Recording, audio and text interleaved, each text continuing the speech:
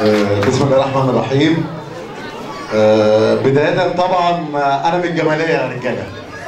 أنا من الجمالية، مسقط رئيس عبد الفتاح السيسي. أنا من الجمالية. تقريبا هو الجيل والجمهور والقيادات اللي كلنا شبه بعض. عشان كلامي هيبقى واحد وهيوصل لكم بسرعة. شبه بعض. قبل ما ابتدي طبعا انا اخوالي في شارع الكابلات. انا اخوالي ساكنين شارع الكابلات يعني تقريبا 40 سنه وانا من عمري يعني.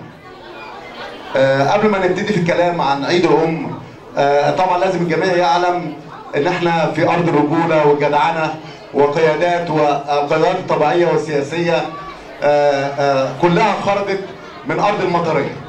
ارض المطريه خرجت اجيال كثيره من العمل السياسي والعمل الخدمي، وجميعا من يمتازوا بالجدعنه والرجوله من المطريه. عشان كده انا استاذنكم نقف كلنا دقيقه احداد على روح بلدوزر الخدمات المرحوم رضا منطاوي.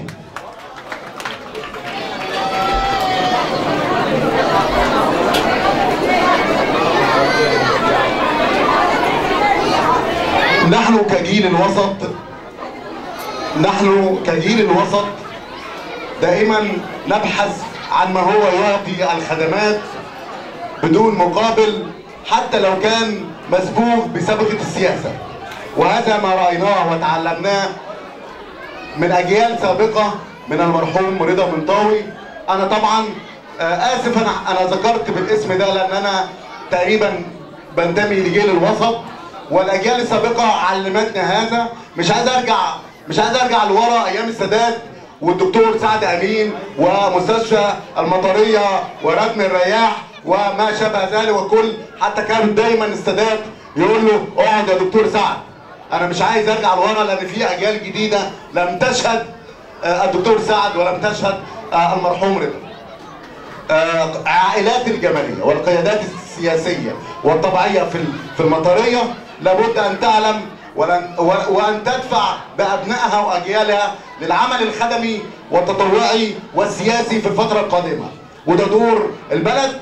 البلد عايزه تجعل الشباب ان يتصدر المشهد وان يغير الخريطه السياسيه لمصرنا الحبيبه. ايها العائلات من ارض الرجوله والجدعنه من ارض المطريه، أطالبكم وأناديكم أن تدفعوا بأبنائكم ليتصدروا المشهد السياسي والخدمي والتطوعي في العمل السياسي القادم لمصر حتى تنهض. القوة البشرية لمصر لا تقل عن 40 مليون مواطن مصري، قوة بشرية من الشباب والمرأة. فما بالك أنت من رجال وقيادات المطرية؟ ادفعوا بأبنائكم، ادفعوا بأحفادكم. عائلات كتيرة أنا مش عايز أنسى إذا كانت عائلات العمدة ولا منطاوي ولا عائلات كتيرة جدا أنا مش عايز أنساها. طبعا أنا مش عايز أنسى ناس كتير. حتى العمل يعني إحنا كنا أيام ما كنا لسه صغيرين في العمل الحزبي كان فينا الأستاذ أحمد سالم كان أمين الحزب هنا في المطرية. أنا طبعا في ناس كتيرة ليها علاقة بيها مباشرة، والنائب السائر عاطف الأشموني، كلهم قيادات خدمت الجماليه في ظل اذا كانت الحاج ميمي العمده وابنائه وعائلات ميمي العمده كلها موجوده حتى من ايام الدكتور ناجح. كل هذه القيادات انا اعلمها تماما ايام ما كنت لسه صغير في العمل الحزبي. ارجوكم ادفعوا بابنائكم واحفادكم للعمل الخدمي التطوعي.